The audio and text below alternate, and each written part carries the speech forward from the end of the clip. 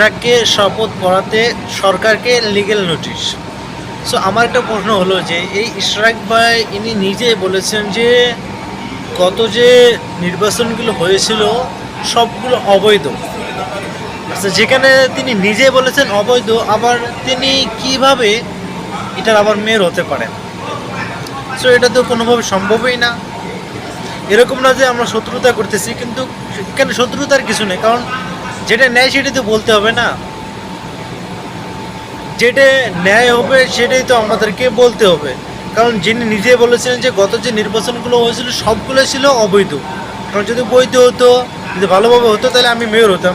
আপনার কথা ঠিক আছে, কিন্তু সবগুলো আপনি নিজে বলেছেন অবৈধ, ওখানে কেউ যায়নি, মানে ওরা নিজে নিজে করে ওরা নিজে নিজে মেয়র বনে গেছে। সো আপনি নিজে বলেছেন অবৈধ, আবার এটা নিয়ে আবার কি এত মিছিল বা রাস্তা ব্লক করা, বিভিন্ন ধরনের মানে বিভিন্ন একটা উত্তেজনা তৈরি করা, তো এটা কেমন না? এটা তো নিজেরই একটা ক্ষতি করা। সো জনগণ এটা কেমন মনে করবে? নিজেরই ক্ষতি করা হবে না? সো এই জন্য আমি বলবো, যেরকমভাবে দেখেন যে চরমানায় যে একজন ছিল তিনি সরে এসেছেন, সরকার যেটা বলছে সেটা শুনে এসেছেন।